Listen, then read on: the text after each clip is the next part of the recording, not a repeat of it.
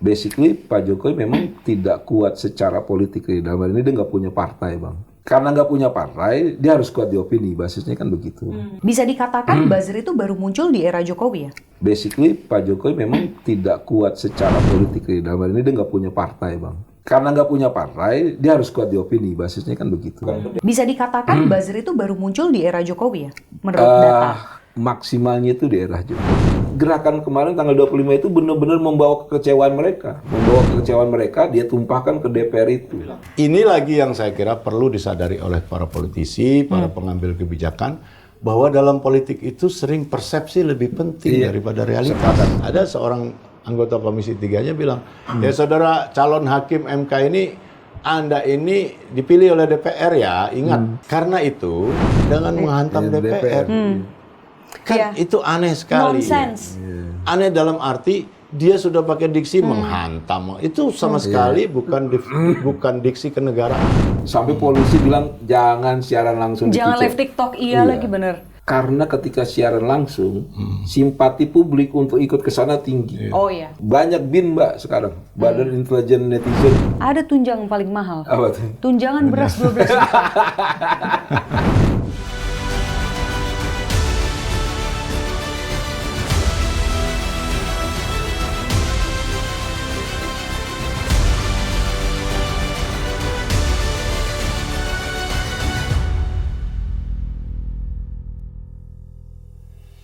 Halo, selamat pagi, siang, sore, malam, dimanapun teman-teman poker berada. Balik lagi sama Intan Bedisa dan seperti biasa ada Uncle H di sini. Kita akan ngomongin hal yang pokoknya apa dah lagi rame lah sekarang gitu kan intinya. Nah, salah satunya yang lagi rame kan juga soal perdemuan ya, Uncle H ya. Udah berjilid-jilid nih kurang lebih tanggal 25, tanggal 28. Dan soal demo ini sebenarnya mungkin para pejabat tuh banyak yang bilang, ya ini kan gambaran demokrasi, wajar-wajar aja. Itu yang di level nasional ya? Iya, but I'm tired of that kind of statement, Bang, actually. Karena mereka tuh kayak seolah menafikan bahwa di situ tuh ada emosi warga lo, gitu. Di situ tuh ada kecewaan seolah-olah rakyat substansinya nggak penting. Exactly, so kita tidak bisa menafikan bahwa demo yang berjilid-jilid ini juga bagian dari akumulasi kekecewaan dan lain sebagainya. Dan ini kalau ngomongin hal itu kan banyak juga hubungannya dengan narasi-narasi yang menggema di publik ya kan Uncle H gitu. Artinya kan ini terkait dengan medsos, dunia digital, itu pasti sangat berpengaruh nih dengan emosi-emosi yang sekarang tuh sedang nampaknya meluap-luap di udara Republik Indonesia. Tapi sebelum gitu. lanjut, saya mau bilang kayaknya bener nggak? Nanti kita uji sama-sama. Iya, benar. Sekarang yang disebut dunia maya itu, virtual world itu, kok justru kayaknya semakin nyata dibanding the reality itself ya? Ya, post-truth ya. Iya kan? Sekarang apa yang terjadi itu indikatornya itu bahkan mungkin apa ya? Benar-benar apa namanya agenda realitas itu ditentukan oleh the so-called dunia maya ini ya. Oke. Ini udah menyeramkan apa post-truth ini? Nah, sebaiknya kita langsung tanya aja. Ini ada senior analis dari Drone Emprit, Bang Yan. Thank you for coming, Bang Yan. Siap, baik. Sekarang mumpung ada Bang Yan di sini, maka kita mau mengulik dalam soal penting itu. nih. Penting banget gitu. Karena ya tadi bener kata Uncle H kan, mau nggak mau apa yang dikatakan dunia digital tuh bisa mempengaruhi lebih real daripada realitas. Bahkan jadi lebih real gitu kan. Nah, inilah yang kemudian bisa jadi memancing amarah, kekecewaan, atau hal-hal yang menyenangkan juga bisa tentunya. Tapi ya vibe sekarang yang kita tangkap kan lebih banyak negatifnya. Gitu. Secara umum bagaimana tuh? Gimana? Secara umum. Iya, jadi memang kalau dibilang kan sekarang nih eranya digital ya. Jadi itu bercandaannya teman-teman itu kan ada alam apa Bang, kalau di Islam tuh Bang pertama itu alam barzah. Alam barzah. Tambah lagi sekarang alam maya Bang katanya. Ini ada alam kubur, ada alam maya. Jadi itu alam ini barzah. Ya, sebelum alam nyata gitu alam maya dulu. Gitu. Sekarang di tengah-tengah. Terus gadget ini kan udah jadi kepanjangan organ kita, tambahan organ dan kita. semakin murah ya. Iya, terus ada istilah jauh jadi dekat, dekat jadi jauh gitu. Jadi kalau kita ke kafe ngumpul sama teman, tapi kita ngobrolnya sama teman di luar daerah gitu. Duduknya satu meja ya. Duduknya satu meja gitu. Terus belum lagi sekarang ini ada era yang namanya kita tidak hanya mengkonsumsi pesan, tapi juga memproduksi pesan, dan itu jadi revolusi buat di di apa namanya komunikasi Ya di kayak kita Uncle industri. H, kita memproduksi narasi juga Iya, kan produksi gitu. narasi juga. Nah, ketika narasi itu bersamaan munculnya, itu begitu banyak gitu, begitu beragam sampai akhirnya kita harus lihat nih kurang lebih mana noise, mana voice begitu. Mana noise, mana voice. Oke, Iya. cool. Mana yang cuman berisik-berisik nggak ada maknanya atau maknanya negatif, Betul. mana yang voice Iya, itu kita artikan sebagai sesuatu yang bermakna lah. Meskipun noise itu bisa jadi, ya memang itu realitanya begitu. Iya, gitu. iya. Itu kalau kritik tuh ada di noise atau voice? Bisa dua-duanya. Bisa dua-duanya ya? dua-duanya gitu. Oke. Macam-macam kritik kan, ada kritik itu memang dia membangun, ada kritik dia cry for help, dia minta bantuan betul, ada juga kritik karena motif, kepentingan di belakangnya, ada juga kritik ya karena emosional aja, gitu. Curhat biasa lah gitu ya. Curhat biasa. Gitu. Nah, Pegal, kita utang banyak segala Secara macam. spesifik kan juga mau ngebahas nih perbedaan gitu ya antara dunia maya di periode Presiden Jokowi ke periode sekarang gitu. Karena kalau ngomongin dunia maya emang perpolitikan itu pasti selalu menarik gitu. Nah, jadi kita akan coba fokus mendalami soal itu gitu ya, dan bagaimana masyarakat akhirnya juga bisa bersikap dengan bijak gitu ya dalam media sosial. Nah, pertanyaanku yang tadi Bang Yan udah sampaikan kan sebenarnya social listening ya seperti drone emprit itu menjadi hal yang super penting. Nah, kalau drone emprit sendiri itu menjadi sekrusial apa sekarang posisinya ya untuk social listening? Siapa aja tuh yang ada perubahan ini nggak audience atau klien whatever gitu ya dari drone emprit gitu ya? Mungkin karena semakin advance dunia digital, yang tadinya sih ini nggak pernah nge-reach out drone emprit, akhirnya reach out bro gitu misalnya. Ada nggak Bang Yan kayak gitu? Ya, jadi kan gini, dalam percakapan di gadget ya, entah itu di Twitter, Instagram, TikTok dan sebagainya, itu kan kurang lebih bagian dari persepsi dan harapan publik. Terutama di isu-isu politik. Di isu-isu politik itu selalu publik melihat isu itu sebagai apa? Apakah sebagai sisi positif, apa negatif? Terus kedua, biasanya dalam kebijakan politik selalu ada harapan publik di situ. Dan itu yang biasanya akan dicari voice-nya. Maunya publik seperti apa sih? Gitu. Misalkan pada isu kemarin terkait dengan efisiensi, begitu. Itu kan banyak kekecewaan publik. Kalau pemerintah bisa melihat itu, mendengar, itu banyak itu temuan-temuan yang bagus. Contoh? Contoh misalkan gini, ya terkait dengan efisiensi kemarin, ya, ini kan rejim efisiensi bisa dibilang nih, Inpres nomor 1 2025 Bang, kurang lebih tuh pemerintahan Pak Prabowo sekarang itu pemerintahan yang irit-irit lah sekarang pakai duitnya, karena pertama itu utang banyak banget. Gitu. Terus kedua juga banyak hal yang harus dilakukan gitu. Selain bayar utang itu sendiri. Gitu. Nah, terkait dengan apa namanya contoh yang tadi, banyak masukan-masukan itu yang dilontarkan dan masuknya di medsos. Itu yang Anda maksud sebenarnya sangat berguna gitu. Sangat berguna. Produktif nih sebenarnya karena solusi itu bertebaran di dunia digital gitu ya. Betul gitu. Gitu. Atau jangan-jangan bisa nggak kita simpulkan? Kalau idenya cuma begini-gini, usul ini sebenarnya kami sudah tahu semua. Pemerintah akan bersikap begitu. Ya, jadi memang ada beberapa hal yang sebetulnya itu harapannya itu pemerintah lebih mendengar gitu. Ya, pemerintah lebih mendengar. Karena gini, ketika pemerintah mendengar, publik merasa didengar, nanti engagement-nya itu akan naik.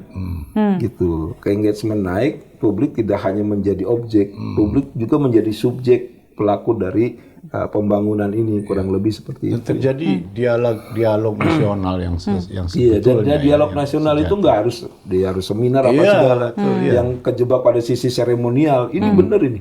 Ini lebih sejati ya. Lebih sejati gitu. Ada nggak Bang Yan bacaan yang menarik ya kalau Bang Yan bandingkan gitu ya, misalnya antara era SBY kejauhan nggak? Medsos waktu itu udah sih Pak SBY kan selalu nge-tweet ya. Jadi oke lah kita coba bandingkan ya dari SBY sampai Jokowi terus Prabowo. Ada nggak bacaan menarik perbandingannya Bang Yan? Jadi kalau di zaman Pak SBY itu termasuk awal-awal ya. Awal-awal. Karena kan dulu basis Pak SBY itu kan komunikasinya tuh komunikasi yang dibangun oleh media mainstream, media massa. Belum media sosial belum begitu powerful lah, kurang lebih seperti itu. Tapi di zaman Pak SBY itu kurang lebih 2 tahun terakhir itu pemanfaatan medsos sudah mulai dilakukan. Gitu, terutama Karena udah eranya sih ya. udah mulai eranya gitu. Kalau Terutama bagi dia Twitter ya yang sekarang jadi X ya. Twitter gitu.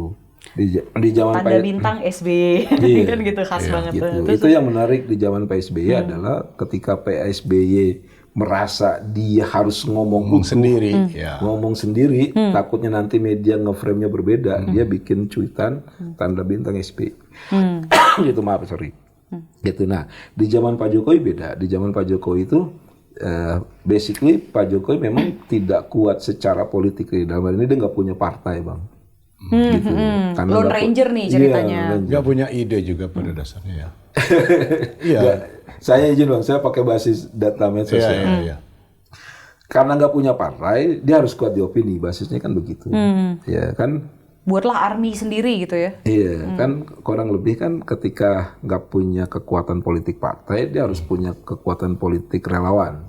Itu kan kayak semacam rumus tuh Bang. Jadi siapapun pemimpin yang mau jadi siapapun orang mau jadi pemimpin, kurang lebih seperti itu.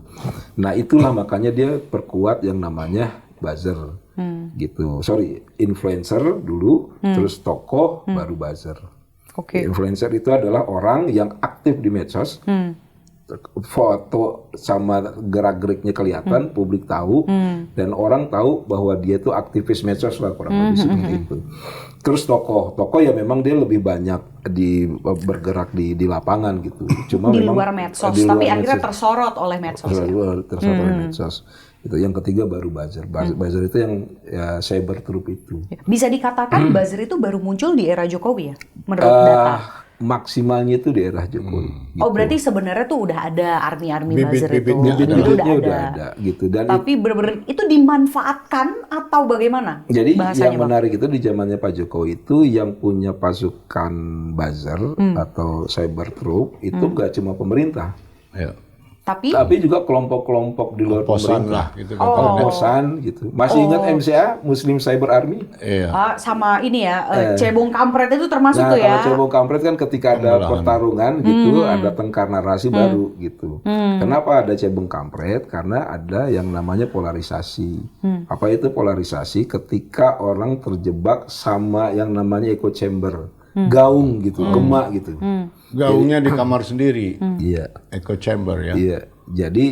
Jadi kan gini Mbak, ini ada salah satu yang harus dipahami publik gitu, algoritmanya medsos itu, ketika kita sering ambil tema itu, maka medsos kanal tersebut Akan feeding terus. feeding terus. Ya.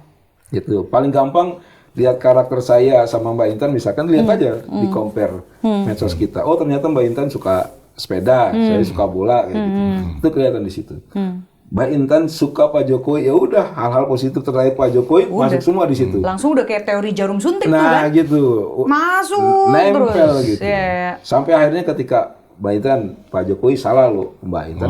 Udah nggak bisa nih. Udah nggak bisa. Vaksin udah masuk nih ya Vaksin kan, udah udah masuk. kebal kita. Nah, itu. Nah, Kayak Iya. mengalami indoktrinasi ya. Betul. Itu era Pak Jokowi ya. Itu era Pak Jokowi. Era Pak Prabowo. Di era Pak Prabowo itu menariknya adalah saya ngambil momentum langsung ya, persingkat itu ketika ada amnesti dan abolisi. Itu salah satu yang paling ramai Paling tuh. buat saya Itu sebagai orang monumental ya. monumental. Itu di Dalam seluruh arti platform. positif apa dalam Kalau dari sisi membangun konsolidasi positif. positif sekali. Oke. Oh iya, karena aku pun bisa merasakan Bang Hamid bagaimana vibe-nya justru memang orang tuh hampir satu suara sebetulnya dengan abolisi dan amnesti itu. Jadi aku pun bisa merasakan vibe-nya ini cukup positif nih sebenarnya. Itu titik di mana Presiden Prabowo tuh kayak a bit dielulukan memang dan dianggap langkahnya betul. Langkahnya betul. Walaupun kalau kita ngomong kemarin kan dari sisi lain, saya membacanya ini bagian dari narasi besar atau agenda besar dejokowisasi. Bisa dibilang Menarik, begitu Bang. Dan memang begitu. Iya kan? Karena ini dua pesanannya Pak Jokowi ya, dan itu sudah jadi rahasia umum. Kasusnya dibikin-bikin, keduanya, dan oleh Pak Prabowo dipatahkan. Tapi dan itu juga didorong oleh tokoh yang tadi Abang bilang, mereka tuh terekspos oleh medsos yang mendukung Tom Lembong, ya kan? Jadi makanya akhirnya satu suara nih, hampir satu suara ya, warga dan pemerintah gitu kan sebetulnya. Nah, itu yang tadi si abolisi dan amnesti ini dia jadi, banyak di bisa mana dibilang platformnya? gini, amnesti dan abolisi mengakhiri sinetron Cebong Kampret, kurang lebih gitu. Clear tuh Bang, udah selesai. Mungkin nanti ada kelompok-kelompok baru bentukan, kita lihat aja nanti perkembangannya. Cuma sampai hari ini, podcast ini kita lagi ngobrol di hari ini gitu, itu belum ada. Itu kelihatan sekali dari Kelihatan sekali. Dan apa itu dari belum ada apa, pola dan bentuk belum percakapan. ada polarisasi. Belum ada iya, iya. polarisasi gitu. Ada yang polarisasi Cebong Kampret dan sebagainya itu berakhir. Bisa dibilang berakhir. Makanya saya bilang kerennya di situ. Tapi di sisi itu doang, di sisi kebijakan-kebijakan lain kan mereka masih terpolarisasi toh. Betul. Cuma gini, basis polarisasi adalah ketika saya udah nggak terima lagi pendapat Mbak. Jadi saya Mengesahkan melihat opini realitas itu sendiri. bukan apa yang saya lihat, tapi apa yang saya yakini. Itu yang bahaya kan di situ. Ya artinya kalau yang disebut intan itu dinamika politik biasa Itu sebetulnya. dinamika politik dinamika biasa. demokrasi, dinamika politik. Karena soal kebijakan dan itu semua penting dan memang terus menerus layak dibicarakan gitu ya. Tapi kalau yang dimaksud tadi kan pembelahan bahkan Sikap ya? sektarian itu sangat buruk dan sangat berbahaya dan tidak akan membawa siapapun kemana-mana. Betul, betul. Kalau sektarianisme begitu. Nah, tadi kita belum sampai tuh ke titik simpul karakter medsos di era Prabowo jadi. Jadi di Gimana, era Bang? Prabowo itu sekarang itu yang tadi pertama ya, bisa dibilang berakhirnya pertarungan Cebong Kampret. Cebong Kampret udah selesai lah sinetronnya itu. Terus yang kedua itu, iya bisa dibilang sinetron Akhirnya karena kayak Cinta Fitri itu yang sinetron panjang berseri banget lah. gitu kan. itu kan berseri banget itu. Terus. Nah sekarang itu yang menarik adalah polanya itu pola kritikan dan itu kritikannya kuat, tapi sampai saat ini belum menyasar langsung ke presiden. Oh, Itu menarik. Bacaannya apa tuh Bang? Jadi Sampai gini. belum menyasar ke presiden. Iya, jadi gini, ini makanya banyak temuan yang menarik ya. Bukan berarti nggak ada orang yang kritik ke presiden, ada, tapi dibandingkan dulu Insignifikan. tidak signifikan. Iya gitu. ya, oke. Paham. Pertama gini, saya ngelihatnya adalah pertama di medsos itu dari sisi politik masih kejebak pada pertarungan lama. Jadi Cebong Kampret itu walaupun sinetron itu udah Sisa-sisanya masih berakhir, ada gitu. tapi gaya tengkarnya itu masih sama. Jadi sekarang ini kalau dibilang polarisasi antara pendukung loyalnya Pak Jokowi dengan dua pendukung tadi, Cebong Kampret itu, PDIP dengan grupnya aktivis Pak Anies Baswedan dan sebagainya lah, Anies Baswedan, Said Didu, Dr. Tifa, kayak gitu-gitu. Mereka bersatu. Nah ini lawan ini. Gitu. Tapi isunya juga hanya di isu-isu lebih ke arah isunya Pak Jokowi aja dan Gibran. Isu nasional kurang lebih gitu ya. Iya Bang. Bukan isu religius lah ya. Iya, lebih ke arah isu sebetulnya lebih isu mendegradasi Pak Jokowi itu sendiri gitu, kayak ijazah. Dejokowisasi tadi ya. Berarti dua kelompok ini bersatu bisa dibilang. Iya Bang. Jadi kalau selama ada pola-pola yang bangun dejokowisasi, dua kelompok tadi itu akan tambah lama tambah mengental. Saling rangkul nih Iya. gitu ya. Dan tanpa sadar mereka lupa Pernah berseteru. berseteru dan lupa untuk mengkritik pemerintah. Pemerintah yang sedang berlangsung Iya, ya. udah langsung. Exactly. Karena saya juga merasakan itu orang-orang yang dulu kemudian mencinta banget sama Jokowi, sekarang itu bisa benar-benar kasar di medsos. Mencercanya gitu. Mencercanya maksudnya. Kenapa itu Tan? Mungkin semuanya merasa tertipu gitu ya. Most likely begitu. Kalau yang saya tangkap vibe-nya tuh begitu. Artinya sudah begitu gigih mendukung dengan yang didukung adalah kualitas-kualitas tertentunya yang Betul. baik gitu ya. Dan ternyata kualitas-kualitas yang dianggap baik itu palsu, Yes. buyar karena palsu dan terbukti bahwa itu pencitraan dan sebagainya. yes, dan Gitu menariknya bukan cuma Jokowinya doang, Bang Hamid sebenarnya. Tapi sampai ke Gibrannya, sampai ke keluarganya. whole family ya. Jadi Iya. misalnya contohnya ya kayak akhirnya ada yang satir mengenai bagaimana cucunya beliau itu akan menjadi the next Presiden terahnya tahun lah sekian. gitu. Itu kan itu satir sekali gitu. Perbincangannya jadi bukan hanya jadinya sekeluarga tuh kena. Sekeluarga Istrinya kena. juga, Istrinya ya. juga. Menantunya juga. Exactly. Menantunya bahkan sampai disebut soal Vibe-nya gitu. Deodorannya segala. Iya. Ya, itu Berarti keras sekali sebetulnya. kalau misalnya ke sosmed lagi Bang Yan, bisa dibilang sebenarnya kalau di era SBY tadi ya, ini kalau disimpulkan sedikit ya, di era SBY itu memang beliau menggunakan itu untuk komunikasi publik. Iya, gitu ya. basically untuk komunikasi publik. Kalau yang era Jokowi, bisa nggak dibilang itu untuk mendomplang popularitasnya dia? Iya, jadi salah satu kekuatan Pak Jokowi adalah diantarkan lewat medsos. Basicnya gitu. Oke, berarti ini makanya pencitraan di ya? zaman Pak Jokowi itu ada yang terkenal. Nah, istilah orkestrasi itu kan kita tahunya di zaman Pak Jokowi gitu. Nah, zaman sekarang yang menarik adalah tidak begitu kuat wilayah orkestrasi. Yang kuat adalah wilayah menganalisa dan mengambil tindakan berbasis dari Medsos. medsos. Artinya era Prabowo itu lebih kepada menggunakan untuk mapping narasi. Mapping narasi. Begitu ya? Iya. Contoh-contoh Bang. Saving Raja 4. Oh, Save Raja Chef Ampat. Raja Ampat. Ya, itu satu. Terus kedua waktu isu pulau apa Enggano pulau apa sorry Yang di Sumatera. yang di itu Bang Aceh ya. Aceh. Ah, Oh, Aceh. yang pertempuran antara Aceh Sumatera dan bukan Utara Sumatra. dan ada Aceh. pulau apa namanya lupa saya itu yang tidak dilihat tidak diperhatikan. Terus perebutan pulau antara Aceh dengan pulau Sumatera itu ya. empat pulau itu. Ya, itu kan dari metode semua datanya. Oh, pulau gitu. ini kali Galang bukan? Bukan, Bukan ya? Bukan. Bukan. Gitu. Oke.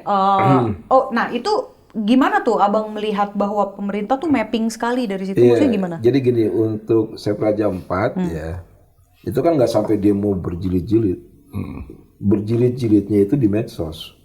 Jadi orang rame itu dukungan tuh di medsos kanan kiri. Dan pemerintah mendengar gitu dan memutuskan. Dan relatif selesai dengan cukup cepat Iya, sebetulnya. cukup cepat. Artinya Abang melihat ini positif dong? Ini positif. Penggunaannya cukup bijaksana Iya, dari pemerintah jadi sekarang. gini, hampir tidak ada counter narasi di situ. Counter narasi dilakukan oleh Bahlil dalam kapasitasnya sebagai menteri. 3SD. Ya, tapi bukan sebagai pemerintah pusat. Nah, Gitu. ini menarik nih Bang soal counter narasi. Karena yang juga banyak kemudian viral di medsos sekarang adalah kekecewaan publik terkait dengan statement-statement buruk dari pemerintah sekarang gitu. Iya. Nah, ini gimana Abang melihatnya kemudian berkontribusi pada Bukan pemerintah aja ya mungkin ya. Parlemen juga ya. parlemen, betul. Pokoknya negara lah, sektor Negara. negara. Nah, ya trias politika inilah. Lawan rakyat gitu. melawan. Nah, ini gimana Abang melihat justru hal tersebut tuh berkontribusi dengan vibe huru-hara sekarang lah yang terjadi, demo berjilid dan lain sebagainya. Jadi gini, kita kayak punya konsep ya di medsos itu, selama kebijakan tidak populis, tolong komunikasinya populis. Gitu. Tapi kalau udah kebijakannya nggak populis, terus komunikasinya nggak populis, udah mati udah. Populer gitu. Iya. Mungkin lebih kepada Lebih tepat empati populer lah. ya. Iya, jadi kan Komunikasi gini, yang empati kan lah ada kebijakan-kebijakan yang sekarang itu Bang, itu kan publik nggak suka. Contoh efisiensi itu kan dampaknya udah kita rasakan sekarang nih. Yang paling gampang tuh PBB gitu. Ketika PBB itu dinaikkan Ratusan persen. ratusan persen, terus Pak Sudewo menantang, habis sudah. Beres tuh Gitu. barang. Jadi istilahnya gitu. Ini tahu nih kebijakannya nggak populis gitu. Ya komunikasinya populis dong gitu. Komunikasinya yang bisa diterima publik, bangun simpati. Tapi kan memang problem komunikasi pemerintah itu hampir terjadi di semua kabinet lah, semua pemerintahan ya. Makanya saya sulit sekali kenapa begini tuh? Makanya saya kira itu disadari lah ya. Makanya sekarang obatnya itu saya kira berlebihan juga dengan bikin PCO sampai 50 orang Presidential Communication President Office. Communication Office jadi 50 orang lebih sehingga mereka nggak bisa berkantor di istana karena personelnya begitu bengkaknya dia terpaksa ngontrak di dekat tempat lain kan. Dan sejauh ini kok kita belum lihat ya efektivitasnya juga. Yang terjadi justru kan sebaliknya. Misalnya ketuanya dulu Hasan Nasbi berkali-kali error gitu, lalu mundur dan bilang udah dipikirkan matang dan sebagainya, ternyata masuk lagi. Jadi maksud saya tetap aja problem komunikasi ini belum selesai nih.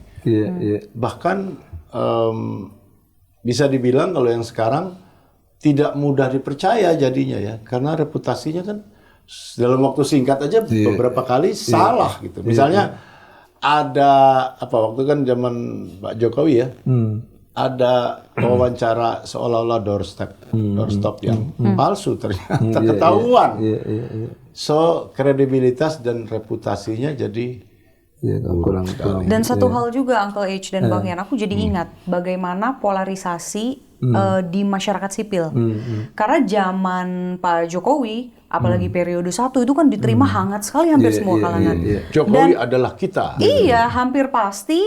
Walaupun saya belum tergabung dengan organisasi masyarakat sipil di periode awal ya, gitu.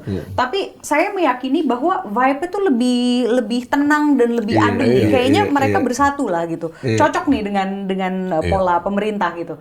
Nah, tapi sekarang di era Prabowo baru dilantik, bahkan di era-era pemilu lah masih kan, itu sudah was-was sekali organisasi masyarakat sipil. Hingga sekarang itu kan ngegas terus. Jadi benar-benar tidak pernah bersatu gitu. Selalu waspada gitu.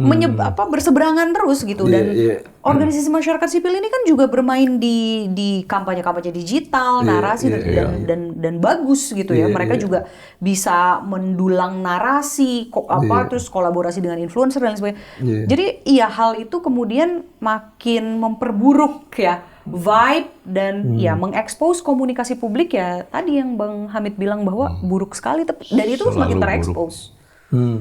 Selalu buruk. Saya nggak ngerti bagaimana mereka milih diksi aja susah sekali. Misalnya ngomong ini ide paling tolol seluruh dunia. Ide itu padahal dari rakyat gitu. Kan itu ya terkait yang DPR tuh Bang ya. Iya. Kan Ahmad mudah Sahroni. memilih diksi itu kan sebenarnya tidak sulit ya. Tetapi sering sekali saya melihat betapa mereka sangat kesulitan untuk memilih kata-kata yang bijaksana, yang sebenarnya mudah itu. Dan ya maksud saya, bagi saya cukup mudah, tapi mungkin bagi orang kayak gitu sulit. Dan karena itu mereka harus insaf ya, harus rendah hati, belajar dong gitu. Kalau emang nggak bisa ya belajar. Dan rasanya kita nggak berani ya ngomong diksi itu di depan kamera. Nggak mungkin dong. Nggak berani. Nggak mungkin iya. Walaupun mungkin substansinya benar. Iya. Nah, ini lagi yang saya kira perlu disadari oleh para politisi, para pengambil kebijakan, bahwa dalam politik itu sering persepsi lebih penting daripada realitas. Sepakat. So the politics is the perception. Jadi persepsi itu mengatasi substansi atau realitas ya. Karena itu kearifan itu benar-benar dituntut kalau Anda mau ngomong soal kebijakan nasional yang urusannya sama rakyat banyak ya, gitu loh. Dan itu terjadi di seluruh dunia. Ini menarik karena Bang Hamid udah mention soal Ahmad Sahroni gitu. Ini kan salah satu yang juga lagi viral. Anda yang nyebut namanya, bukan saya. Oh, yang nyebut ada CNN, Detik gitu. Banyak ya. Banyak. Lupa. Kan itu salah satu yang viral ya kan sekarang. Nah, apa yang lagi rame di jagat maya sekarang, Bang? Terkait dengan khususnya kebijakan di rezim hari ini gitu ya. Yang paling rame apa sih sekarang di-mention orang, Bang? Jadi dalam periode Pak Prabowo ya, ini kan bentar lagi 1 tahun Pak Prabowo. Yang menarik itu di bulan Agustus itu berbagai kejadian yang ini buat saya ini baru. Contoh dulu tuh nggak ada yang namanya fenomena bendera One Piece. Sekarang ada Bang, gitu.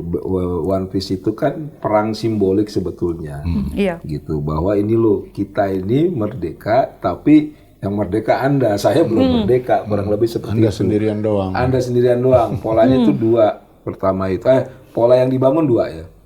Pertama ketimpangan sosial, kedua korupsi. Nah, ketimpangan sosial ini ternyata benar kejadian pada saat apa? Tunjangan DPR itu. Makanya publik merasa benar loh itu bendera One Piece terkonfirmasi. Makanya itu harusnya jadi perhatian betul buat pemerintah gitu. Jangan sampai nanti di Agustus mendatang muncul lagi bendera One Piece. Bukan karena kita tahan orang nggak naikin, tapi publik emang nggak mau naikin karena kita sudah merata gitu. Ya, sudah merasakan persamaan nasib gitu. Karena basis merdeka itu kan berangkatnya dari persamaan nasib. Gitu Bang. Gitu. Makanya kalau teman-teman ingat di 1 Agustus awal itu positif itu buat pemerintah. Apa tuh? Yang abolisi tadi, itu. amnesty, Kan oke. dia di akhir, karena itu kan wilayah Agustus semua tuh Bang. Ini Agustus menarik nih. Ini Agustus Keramat ya. Agustus keramat itu. Agustus jelas. Keramat. Gitu. Emang bulannya Virgo begitu emang. Terus. Tanggal 7 itu udah mulai tuh gegap gempitanya Pati. Gitu. Nadanya mulai miring. Pati ya, 7 ya? negatif. Tanggal 7, tanggal 7 dulu. Tanggal 7 itu, jadi gini, Pati itu sebetulnya itu udah kejadian lama. Tanggal 7 itu bupatinya minta maaf. Oh. Oh, itu berarti yang pas demo. Belum, demonya nanti tanggal 13. Oh, Oh, bupatinya minta maaf. Udah minta Sebelumnya maaf udah ya? minta maaf, tapi buat orang Karena Pati apa? Minta maaf untuk apa? minta maaf karena ngomongnya Ngomong nantang. karena yang nantang, statementnya katanya udah ada- viral. ada tuh, yang Demo 5.000 dan Iya, 50.000 pun. Itu udah sehadapi viral. gitu kira-kira. Tanggal ya. 7 itu dia konferensi pers. Oh, minta maaf ya? Minta maaf. Iya, ya, oke. Biasanya kan publik itu ketika minta maaf selesai. Selesai. Enggak. Kenapa? Kesumat bener ini kayaknya. Kesumat betul Bang. Dan setelah kita cek gitu di percakapan, memang ternyata mohon maaf dosanya itu nggak cuma itu. Jadi akumulasi ya. Akumulasi Ini ada kalau di beberapa Indosiar Apa nih saja azab. dosanya? yang jadi gitu, selain terkait dengan PBB gitu, juga dosa yang lain adalah pemecatan ini apa namanya, pegawai RSUD tanpa pesangon I gitu. see. Tenaga kesehatan Tenaga ya. kesehatan gitu. Jadi ini ngegelitik apa Macan ya? tidur. Macam gitu ya. Iya, ngegelitik keprihatinan, kekecewaan masyarakat Nah, gitu ya. dan sektornya yang saya kira memang itu sangat krusial. Sensitif. Tenaga krusial. kesehatan Tenaga loh. kesehatan. Iya. Jadi memang itu kan profesi yang dimuliakan lah ya. Ah, Seperti oh, guru ya, kurang lebih ya. Iya. Ada guru dipecat ya orang marah gitu. Oke, nah itu udah jadi satu ini tuh line kekecewaan tuh udah tuh di situ. Kekecewaan gitu. Lanjut Bang. Dan lanjut sampai akhirnya itu tanggal 13 itu pecah. Pecah. Gitu. Jadi memang mereka udah apa namanya? Udah masyarakat Pati itu udah melakukan konsolidasi. Tahunya konsolidasi ya di medsos itu datanya itu. Itu mereka tidak nggak terlalu kuat di Twitter, mainnya itu di TikTok, di Facebook dan sebagainya. Gitu. Ada donasi, terus kedua orang pulang kampung begitu. Oh, orang Pati yang di luar Di luar pulang. gitu. Oh, jadi lokalnya Pati itu mainnya bukan di X nih, tapi lebih ke FB, TikTok gitu ya. Gitu, nah. Oke, di situ mobilisasi Gitu. tuh. Nah, jalan. influencer kita, media-media nasional itu tertarik terhadap isu tersebut. Iya, iya. Nah, Diangkatlah itu jadi isu Di nasional. level itu nasional. yang level bikin nasional. grafik ini ya. Iya, pajak bumi dan bangunan Itu itu paling tinggi. paling tinggi. Jadi Dan- di bulan ini kan kita ngambil data ini dari tanggal 1 sampai tanggal 27. Nah, ini kan Gitu. yang paling tinggi lebih ke kontribusinya online news ya. Jadi ada yang warna biru online, iya online sama Twitter. Nah, artinya ini bacaannya apa, Bang? Apakah keduanya itu adalah senjata maut yang kalau udah kolaborasi beres tuh barang apa Iya. gimana tuh, Bang? Jadi ketika medsos itu tinggi, biasanya itu akan dianggap penting oleh media mainstream. Oh. Medsosnya X. Medsosnya bisa X, Apa bisa saja Instagram, lah ya. tapi biasanya itu X. Biasanya X ya. Ah, kenapa? Urusan sosial politik tuh X. Sosial biasanya. politik tuh X gitu. Tapi kalau urusan lifestyle itu Instagram. Tapi itu contohnya kayak demo 25 Agustus lalu tuh, Bang. Di X rame, kenapa online newsnya jarang, Bang? Ya karena itu kan komposisi. Komposisi mention. Saking tingginya itu demo 25 Agustus percakapan itu sampai komposisinya X itu melebihi dari media online. Oh, Gitu. itu Secara kuantitas sih sebenarnya banyak juga. Tapi gitu. itu ada bacaan politis gak, Bang Hamid? Atau Bang Yan? Nih yang menarik gini, 25 Agustus itu kenapa percakapan banyak? Diinisiasi pertama itu oleh akun-akun buzzer penggerak. Kita belum tahu ini siapa. Ini harus didalami. Saya nggak Tapi bilang nada umumnya apa? Buzzer penggerak. Menggerakkan ke arah mana? menggerakkan untuk demo di tanggal 25 Agustus. Oh, oke. Padahal tidak ada inisiatornya. BMSI bilang kita nggak ikutan. Buruh bilang kita nggak ikutan gitu. Ini betul-betul ada kayak semacam akun-akun yang menggerakkan untuk tanggal 25 Agustus itu. Dan itu akunnya rata-rata tuh kayak second account atau apa sih, Bang? Itu rata-rata second account. Rata-rata second account. Berarti dibilangnya buzzer. Bisa emang buzzer tuh ya kalau second account tuh ya. Tapi Gitu. nggak tahu tuh siapa. Dari Nah, kelompok mana dan tuh, ingat Abang, second kelihatan account itu nggak cuma hanya digerakkan secara sistematis tapi juga natural. organik ya. Coba tanya teman-teman, terutama anak-anak di bawah ya. Di bawah apa maksudnya, Bang? izin Bang. Kita generasi ini mungkin di Mbak bawah, Intan di bawah. di Mbak Intan. Kalau di bawah gorong-gorong itu pejabat lagi kampanye tuh, Bang. Usia Di bawah Gen Mbak gorong-gorong. Intan kalau urusan umur langsung dijelasin Gen aja. Z dia dan pengen. millennials lah ya. Jadi Mbak Intan coba cek temannya Mbak Intan, pasti punya beberapa akun medsos. Oh, dede maksudnya nih ya, Atau Mbak Intan junior lah, kita nih. teman-temannya gitu. Gue saya ya. mah satu. Satu ya? Satu. Atau dede-dedenya itu ya. Terus ketika mereka protes, itu mereka protesnya pakai apa? Second Pakai account. semua itu Iya, ya? second account, tapi di kanal apa? Di kanal apa? Platform apa? Platform apa? Ya, could be X. Mungkin X ya kebanyakan ya. Bukan emang X. Emang X ya? Oh, hanya di X ya. Masih ingat gimana K-pop itu? K-pop BTS dan Iya, sebagainya. ketika mereka kita protes nggak pakai Instagram.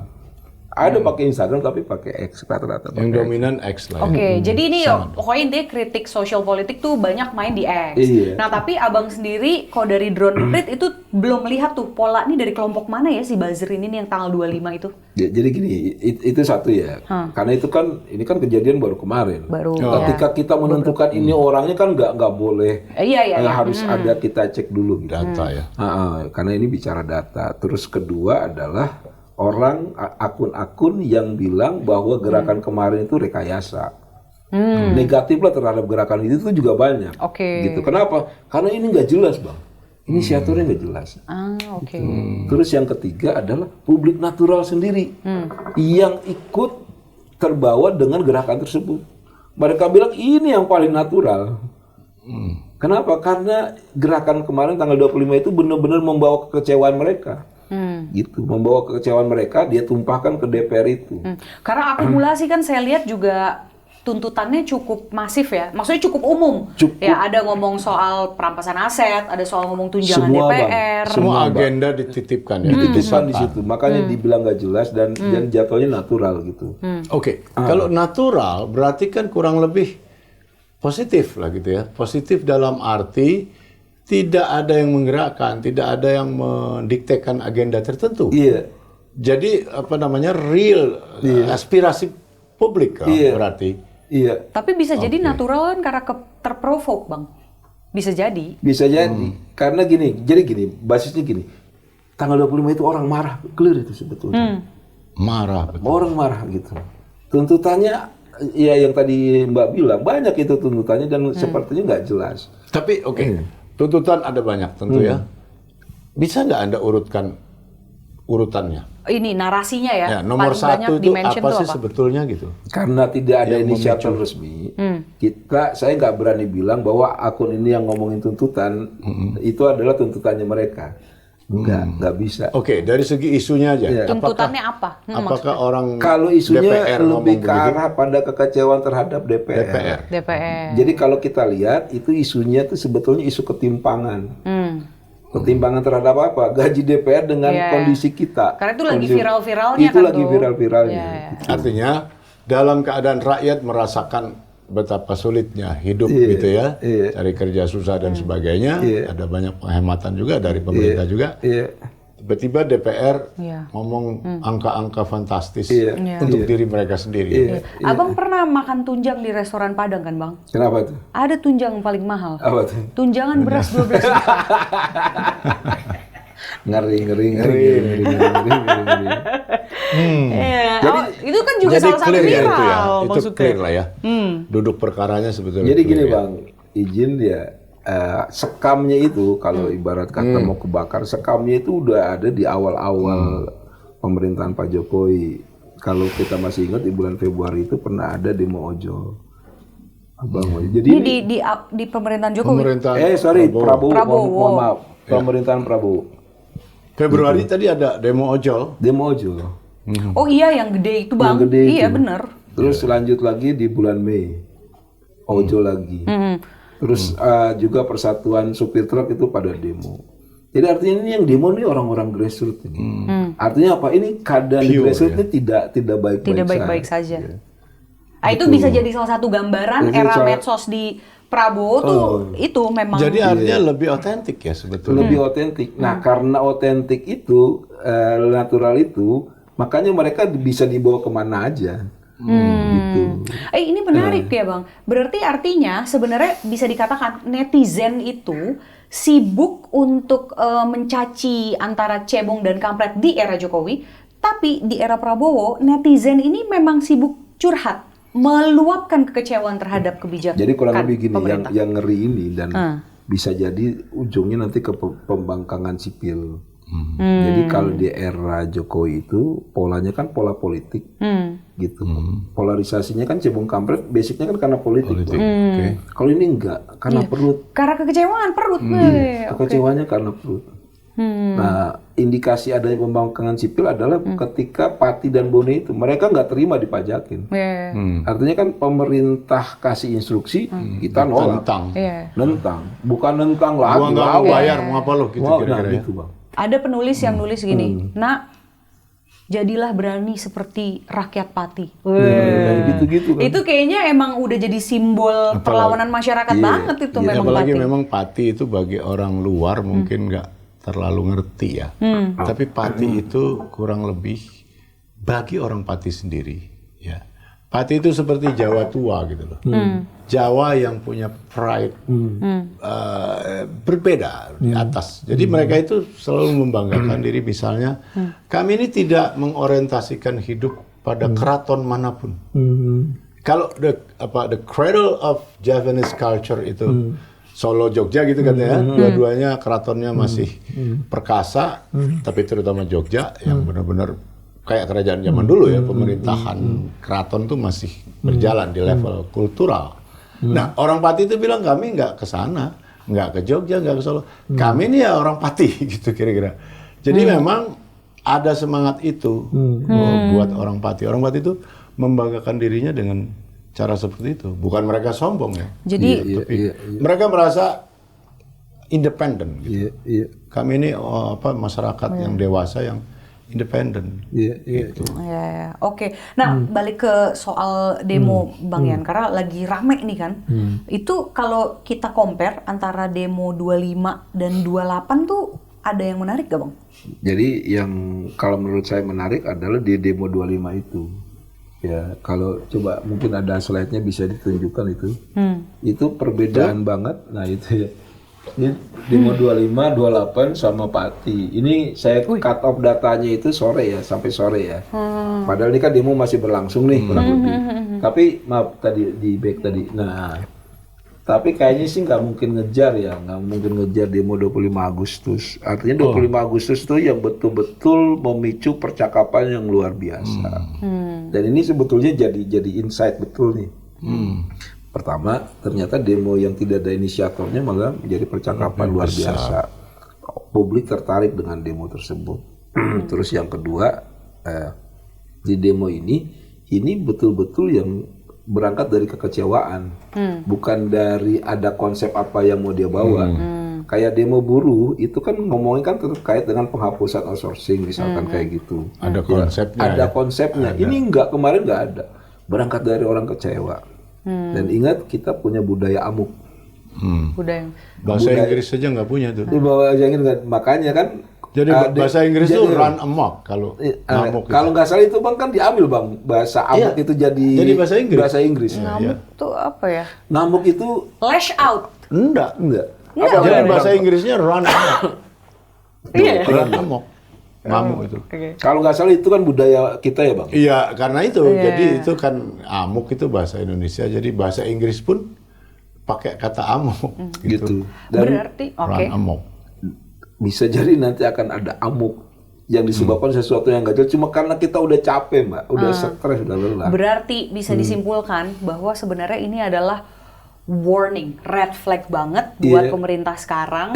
Better you be aware of this kind of situation. Betul. Warga lo nih udah ngamuk nih. Iya, potensi kesananya ada gitu. Kejadiannya gampang bisa lihat di Pati, terus lihat di Bone, lihat di tanggal 25 Agustus. Ya, itu kejadiannya semuanya ada di bulan Agustus. Kita cek misalkan demo ojol, ada hal yang mereka perjuangkan. Demo RUU TNI ada poin-poin yang mereka perjuangkan. 25 Agustus Demo buruh. yang hari ini 28 Agustus ada yang mereka perjuangkan. Tapi secara percakapan itu tingginya malah di tanggal 25. Nah yang menarik lagi tanggal 25 itu tidak hanya di Twitter, di TikTok yang rame. Sampai polisi bilang jangan siaran langsung di Jangan TikTok. live TikTok, iya lagi bener. Gitu. Dan tahu nggak kenapa bisa begitu? kenapa? Karena ketika siaran langsung, simpati publik untuk ikut ke sana tinggi. Oh iya. Saat itu juga dia Dia ke situ. berangkat Dan ya, bahkan gabung. siapa ya tadi wakil menteri siapa tuh ngomong? Tunggu, mohon maaf, saya potong lagi. Waktu Indonesia gelap, yang waktu di DPR tuh orang pasang tenda, kan live TikTok juga. Datang nggak orang ke sana? Ada datang tapi nggak banyak. Gitu. Buruh ada nggak live TikTok? Yang kemarin-kemarin demo buruh, demo ojol ada tapi nggak banyak. Gitu. Ya. Kalau ini kemarin itu banyak kenapa? Karena orang kecewa. Saya kecewa nih. Ternyata Mbak Intan kecewa juga ya. Abang Sana kecewa juga, kecewa yuk kita juga. ke sana yuk. Gitu. Bareng yuk. Jalan Bareng. yuk gitu. Itu yang Nah, bergabung. itu tadi yang saya mau tanya itu ada berarti Komdiji ya tadi wakil menteri mana saya lupa tapi ternyata kayak Wamen Komdiji. Itu bilang memang untuk di demo yang tanggal 28 itu dia sampai mau manggil apa udah manggil tuh ya. TikTok dan juga Meta nih. Jadi platform company-nya dipanggil maksudnya biar algoritmanya bersahabat lah gitu. Jangan kemudian jadi provoking gitu. Itu Abang melihat did it help? Nggak bantu terus itu pola-pola pemadam kebakaran menurut saya. Mohon maaf banget seperti itu. Dan ingat masyarakat kita menggunakan medsos itu lebih canggih dibanding pemerintah sendiri. Percaya deh. Iya. Pemerintah itu ini pelaksananya itu banyak yang gagap-gagap itu. Gitu. Iya. Contoh misalkan Fafa gitu. Pengadilan belum memutuskan gitu. Ya, siapa orangnya? Masyarakat kita udah bilang orangnya dia, udah. Gitu. Banyak BIN Mbak sekarang, Badan Intelijen Netizen yang bongkar sendiri itu. Dan mahir betul ya. Mahir betul begitu. Karena mereka begitu melek lahir udah langsung Digital native ya. digital native. Bang Hamid, aku mau tanya, Bang Hamid melihatnya ini kan berarti tadi udah sepakat ya bahwa ini red flag sebenarnya, warning sangat nih untuk pemerintah. Iya. What would you say to the government melihat ini semua? Pertama saya rasa ya pemerintah benar-benar berempati lah ya. Kita tahu itu jangan didinai. Gitu. Nggak mungkin didinai lah dan berhentilah denial kayak gitu ya. Karena itu juga nggak mengajak masyarakat menjadi dewasa gitu. Dan mudah sekali dicibir gitu ya. Malah mancing marah lagi. Iya kan, buat apa gitu. Lebih baik memang itu diakui gitu ya. Jadi tingkat empatinya pemerintah itu harus ditingkatkan gitu ya. Jangan tunjangannya doang Iya, ditingkatkan. jadi kita harus percaya bahwa bangsa ini, rakyat kita ini kan bukan orang-orang gak waras. Itu dulu yang harus diadukan kan. Yang kedua, masyarakat kita itu bukan mau menghancurkan negara gitu. Jadi itu kan suatu keluhan, suatu kekecewaan yang sangat manusiawi dan valid sebagai warga negara bahkan sebagai manusia gitu. Nah, saya kira dari titik itu pemerintah itu reach out ya, menjangkau. Yuk kita bicarakan. Yang memang ada masalah diakui saja gitu. Kan karena ini kan kalau kita harus kembali ke basicnya ya, yaitu ini bangsa kita sendiri dan negara dalam hal ini bukan bangsa. Karena itu ada buku baru yang bagus dari Cambridge itu judulnya State Against Nation. Jadi negara atau pemerintah. Kalau negara itu gini ya, negara itu teras politika lah ya, pemerintah, yudikatif dan parlemen. Kalau pemerintah itu kalau di Amerika jelas tuh administration. Kalau government itu 3 sayap tadi. Oke. Jadi bangsa itu bukannya negara. it's the identity. Apalagi sekedar pemerintah gitu. Ya, It's jadi beyond that. Nah iya, jadi itu yang saya rasa perlu ya diakui dan kemudian habis itu pelan-pelan di cooling down dan dilakukan langkah-langkah yang sebisa-bisanya nyata gitu ya dan stop provokasi gitu. Provokasi kayak misalnya wacana-wacana atau diksi-diksi yang yang benar-benar tidak produktif dan tidak bijaksana, ya. Kan nggak perlu diucapkan. Gitu. Ya minimal diem. Minimal diem, apalagi ini misalnya ya, sorry, ada anggota DPR baru, umurnya masih muda sekali, terus ngomong seenaknya gitu, seolah-olah dia bukan anggota lembaga perwakilan rakyat. Nah, ini ada aspek lain lagi Tania. Para pejabat kita sering menarik isu-isu kenegaraan atau isu-isu institusional ke level individual. Siap. Itu saya heran betul nih. Baru saja saya baca kemarin. Jadi ada fit and proper test untuk hakim Mahkamah Konstitusi ke DPR, lalu Komisi 3. Ada seorang anggota Komisi 3-nya bilang, ya saudara calon hakim MK ini, Anda ini dipilih oleh DPR ya, ingat gitu. Yeah. Karena itu jangan menghantam DPR. Kan itu aneh sekali. Nonsense. Aneh dalam arti dia sudah pakai diksi menghantam. Itu sama sekali bukan diksi kenegaraan.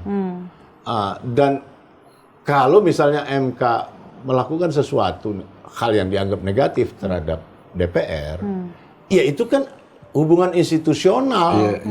Bukannya mengarah orang per orang di Komisi 3 atau Komisi berapa gitu. Nah, itulah, jadi kesadaran institusional itu harus benar-benar mapan di kepala mereka. Ini bukan urusan individual. Bang Hamid tuh ada apa ya? Kecurigaan apa gitu ya? Yang sampai kemudian kesadaran konstitusionalnya kok cenderung rendah hampir di setiap pejabat. Itu yang aneh, saya juga nggak ngerti kenapa. You Gitu. still have no clue about that? Nggak ngerti saya, benar-benar heran. Kalau saya sih curiganya begini aja, kalau Anda boleh bilang curiga. Mereka sangat kurang memahami apa itu negara gitu.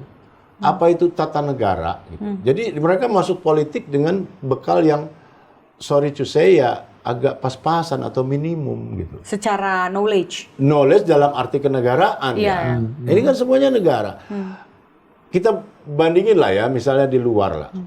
Di Inggris, Anda kalau lihat perdebatan di Westminster itu, kan itu cuma jarak 2 meter, Intan. Yang namanya Perdana Menteri dikecam habis keras-keras. Tapi apa kecamannya? Kecamannya di sekitar frame kebijakan. Bukannya nuding-nuding rumah tangganya misalnya, atau bajunya jelek dan sebagainya. Lihat aja, setiap hari kita bisa lihat. Jadi nanti tuh nunggu aja, dan si Perdana Menteri karena sistem parlementer ya, duduk sederet aja sama anggota parlemen yang lain, karena dia anggota parlemen yang dipilih jadi satu jadi Perdana Menteri gitu kan. Ntar oposisi jaraknya cuma di depan dia nih, turun berhenti dia jawab, keluarin buku lah, dan anggota yang lain nggak sempat duduk bahkan karena kursinya kayaknya kurang tuh di parlemen Inggris. Jadi yang lain pada berdiri biasa saja dan tidak ada yang personal gitu. Nah, saya ingin sekali kita itu melihat ya praktek di negara-negara lain itu. Saya kira di Jepang juga begitu, di Korea juga kurang lebih begitu ya, di Australia juga begitu. Karena itu kita kaget, Pak Yan. Masa ada anggota DPR ngomong begitu? Jangan menghantam DPR ya.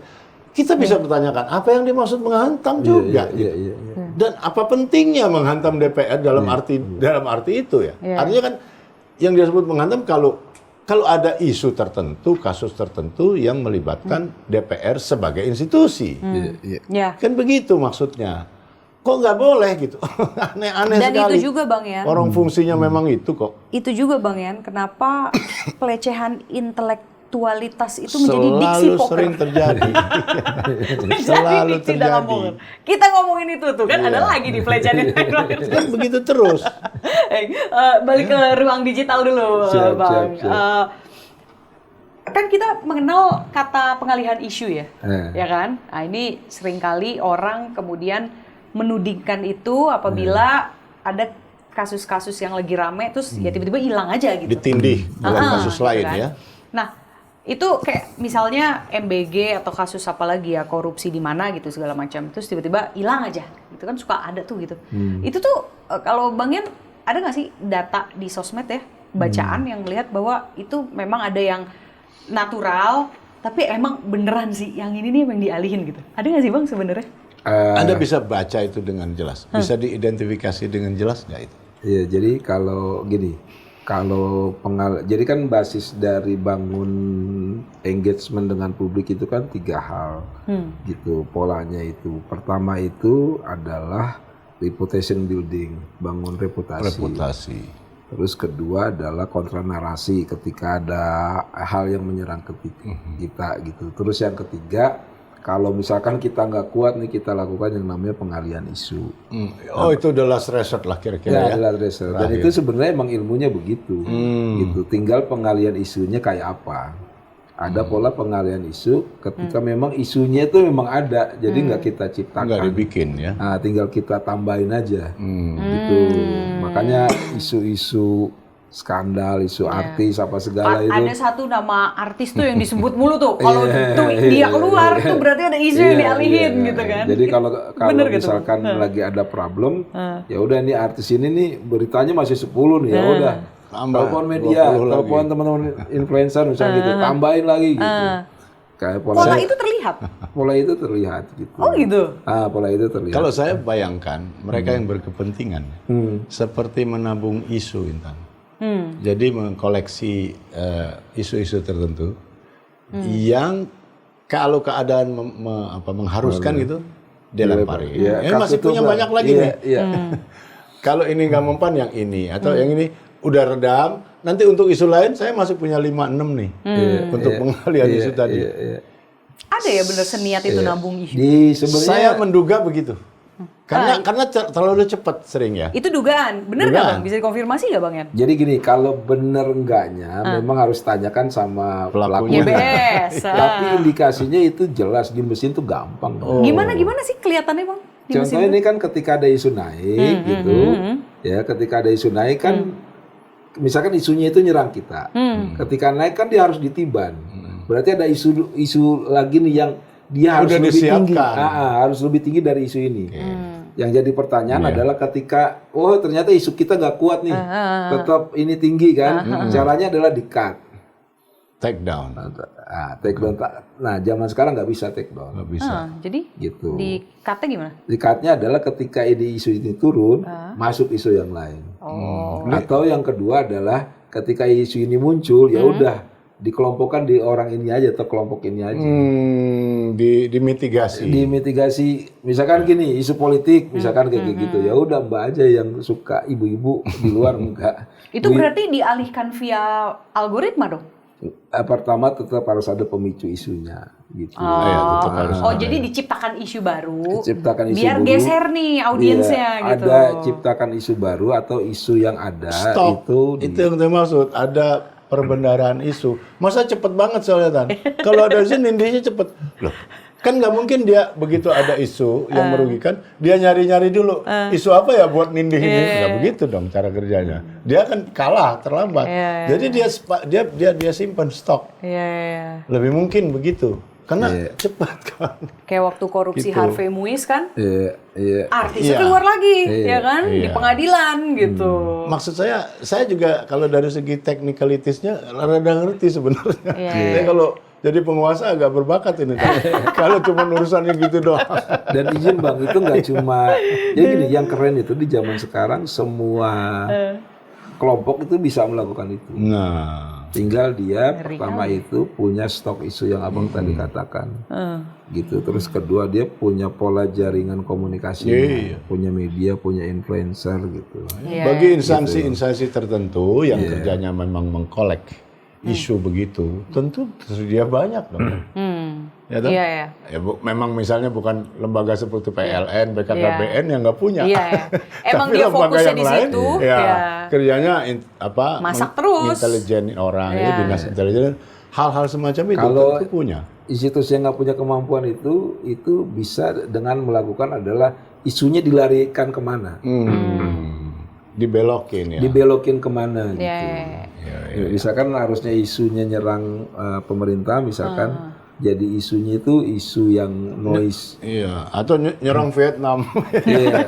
Pokoknya negara lain. Nih gini deh, kita ngomong tadi agak langsung konkret aja contohnya. Konkret adalah coba isu ijazah Pak Jokowi. Lihat sekarang pendukung Pak Jokowi siapa? yang ditampilkan muncul ke depan? Apakah menciptakan voice apa noise?